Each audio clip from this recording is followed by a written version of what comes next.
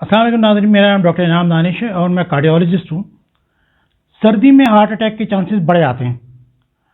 जितने भी cardiac hospital हैं उनमें सर्दी के मौसम में रश होता है। हमारे हॉस्पिटल में भी तकरीबन 24 घंटे में 14-15 के करीब हार्ट अटैक के पेशेंट आते हैं। तो देखना यह है कि गर्मी के मुकाबले में ऐसी वो क्या वजूहत हैं कि सर्दी में हार्ट अटैक और फालिज का खतरा क्यों बढ़ जाता है। आज यही टॉपिक डिस्कस करते हैं। सर्दी की वजह से हमारी खून की नालियों में बुरे असरात मरतब होते हैं, जिसमें खून की नालियों का सिकुड़ जाना और खून में क्लॉट बनने के ज़्यादा चांसेस होना। यानी कि एक तो खून की नालियाँ जो हैं, जो जिस्म की नालियाँ हैं और दिल की नालियाँ सिकुड़ जाती हैं। दूसरे, क्लॉट बनने के, खून की नालियों के अंदर जो क्लॉट बनता है, थ्रोम्बस बनता है, खून जो जम जाता है, उसके भी इम्कानात बढ़ जाते हैं। इसके अलावा सर्दी के मौसम में जो डिफरेंट चीज़ होती है वो ये कि ब्लड प्रेशर बढ़ जाता है। हमारे जिस्म में खून की मिकदार बढ़ जाती है क्योंकि पसीना नहीं आता है, तो इसी वजह से ब्लड प्रेशर बढ़ जाता है। शुगर बढ़ जाती है, कोलेस्ट्रॉल बढ़ जाता है, दिल की धड़कन तेज़ हो जाती है। तो ये वो तमाम चीज़ें हैं जिनकी वजह से हार्ट अटैक या फालिज का खतरा बढ़ जाता है।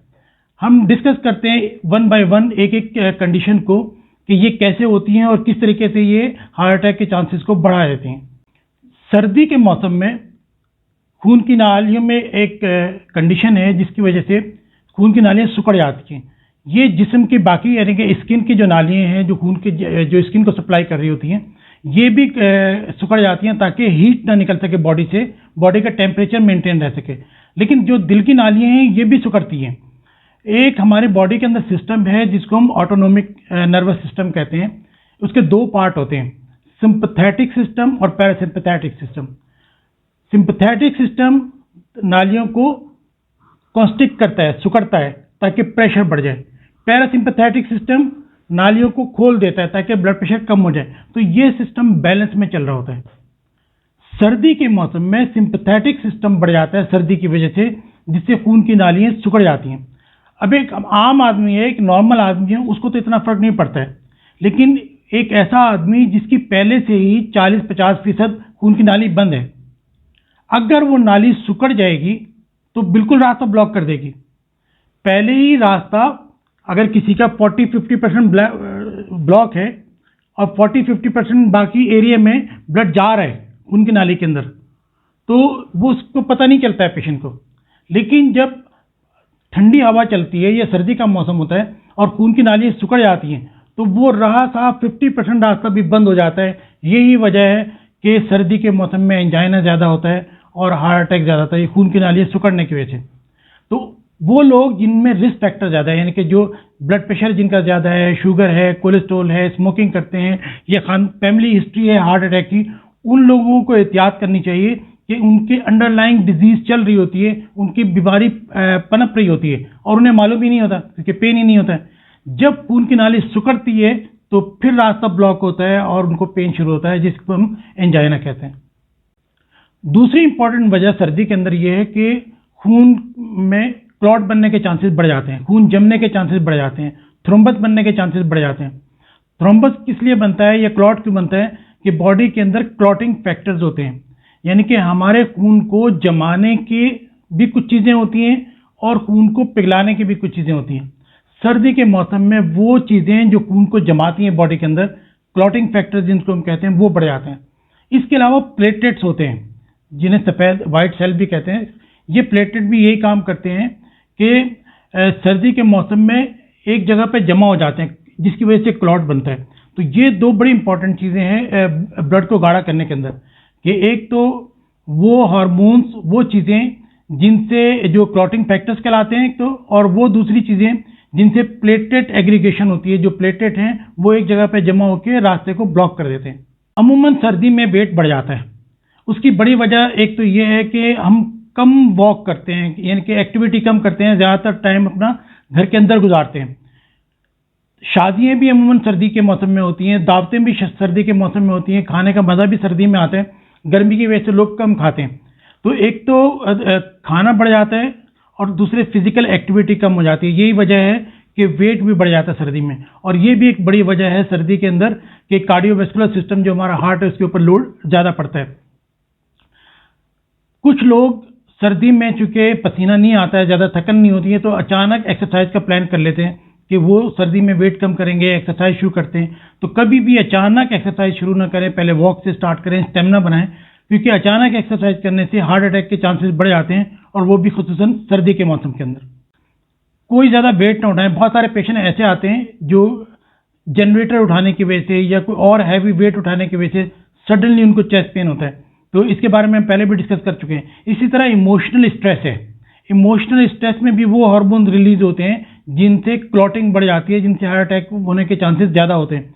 तो इमोशनल आदमी दोनों सूरतों में होता है कि एक तो शादियों का मौसम है, एक्साइटमेंट ज़्यादा है, या दिसंबर कहते हैं वो याद करने का महीना है, तो दोनों सूरतों में इमोशनल स्ट्रेस की वजह से भी हार्मोन रिलीज होते हैं और हार्ट अटैक के चांसेस बढ़ जाते हैं।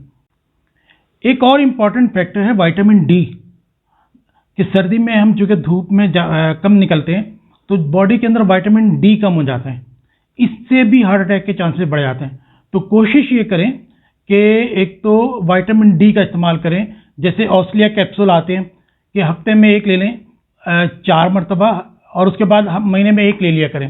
तो एटलीस्ट ये कि महीने में एक तो सबको लेना चाहिए कैप्सूल विटामिन डी अपना मेंटेन रखने के लिए। तो ये भी एक कॉमन रीज़न है जो कि हार्ट अटैक कर सकती है। हार्ट अटैक का टाइम भी बड़ा इंपॉर्टेंट है कि ज़्यादातर हार्ट अटैक अर्ली मॉर्निंग होते हैं, यानी कि सुबह 6 बजे से 12 बजे के दरमियान। जब हम सो के सुबह उठते हैं, उठने के बाद पहला घंटा जो है बहुत इंपॉर्टेंट होता है। तो सुबह 6 बजे से और 12 बजे के दरमियान ज़्यादातर हार्ट अटैक होते हैं, बिलखुसूस उस टाइम पे जब REM स्लीप होती है, यानी कि जब हम सो रहे होते हैं और उस दौरान ख्वाब आते हैं। हमें मोस्टली ख्वाब रात के आखिरी पहर में सुबह 6 बजे के करीब आते हैं, और ये REM एक स्लीप पैटर्न है जिसकी वजह से ये ख्वाब आते हैं। उसमें क्या होता है कि आदमी कुछ डरावने ख्वाब भी देखता है कि वो दौड़ रहा है या उसके पीछे कोई भाग रहा है, और अच्छा उसी वजह से आप फीलिंग तो वही होती है कि आप भाग रहे हैं, तो हार्ट बीट तेज़ हो जाती है, दिल की धड़कन तेज़ हो जाती है। तो जो डरावने ख्वाब होते हैं इनकी वजह से भी हार्ट अटैक हो सकता है। तो ये अर्ली मॉर्निंग जो है वो ज़्यादा, तो हम डिस्कस ये करते हैं कि हार्ट अटैक जो है वो अर्ली मॉर्निंग ज़्यादा क्यों होता है। उसकी एक बड़ी वजह एक हार्मोन है जिसे हम कॉर्टिसोल कहते हैं। ये कॉर्टिसोल अर्ली मॉर्निंग ज़्यादा निकलता है, जिसकी वजह से एड्रेनलिन एक हार्मोन है वो निकलता है और ब्लड प्रेशर को बढ़ा जाता है, शुगर को बढ़ा जाता है, हार्ट रेट बढ़ जाता है। तो ये वो तमाम चीज़ें हैं जो मिलके हार्ट के ऊपर स्ट्रेस डालती हैं अर्ली मॉर्निंग।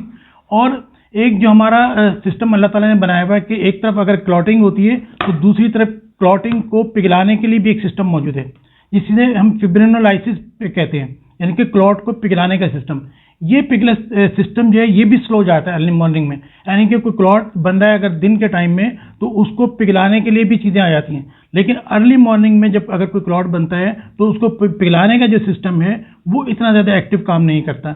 यही वजह है कि अर्ली मॉर्निंग जो है ज़्यादा केसेस आते हैं हार्ट अटैक के। अब ये कि कैसे बचत की जाए, कि सर्दी के मौसम में हार्ट अटैक से कैसे बचा जाए। एक तो ये कि सर्दी से बचें, अपने आप को पूरा कवर करके रखें, कैप लें, जैकेट ले लें, सॉक्स पहने, मोजे पहने, यानी कि जिस तरीके से भी मुमकिन हो सके अपने आप को सर्दी से बचाएं। खासतौर पर नाक को कवर करें कि ठंडी हवा जो है वो नाक के अंदर ना जाए।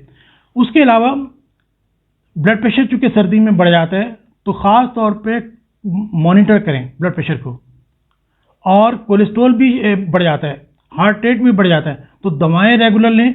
रात में सोने से पहले अपना ब्लड प्रेशर चेक करें।